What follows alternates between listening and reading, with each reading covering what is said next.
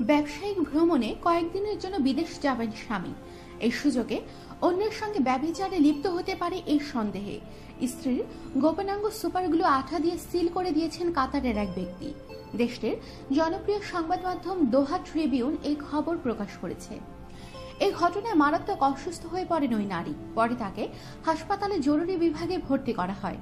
ঘটনার পর ৩৩ বছরের ওই স্বামীকে পুলিশ গ্রেফতার করে আদালতে পাঠিয়েছে। তিনি বিচারকের কাছে দোষ স্বীকার করে বলেন, ফেসবুকে ১২ বছরের চাচাতো ভাইয়ের একটি পোস্ট দেখে ধারণা হয়েছিল যে তার অনুপস্থিতিতে স্ত্রী ওই চাচাতো ভাইয়ের সঙ্গে ব্যভিচারে লিপ্ত হতে পারে, তাই তিনি এই কাণ্ড ঘটিয়েছেন।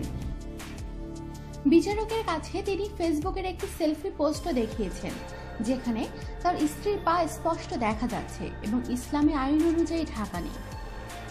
স্ত্রীকে ইসলাম সম্মতভাবে চলার নির্দেশ দিয়েও কোনো কাজ না হয় তিনি আগে থেকেই ক্ষুব্ধ ছিলেন বলে জানিয়েছেন বিচারককে। স্ত্রীর প্রজনন অঙ্গ ধ্বংস করা ও হত্যা চেষ্টার অভিযোগ আনা হয়েছে তার বিরুদ্ধে।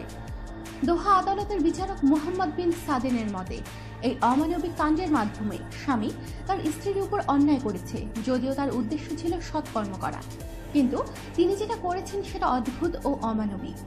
এছাড়াও রায়ে বিচারক উল্লেখ করেছেন যে আদালতে তার স্বামী যে সমস্ত সাক্ষী ও সাক্ষ্য প্রমাণ উপস্থাপন করেছেন সেখান থেকে বলা যায় ঘটনাটি দুঃখজনক। তবে এই ঘটনায় স্ত্রীর আচরণও যথাযথ ছিল না।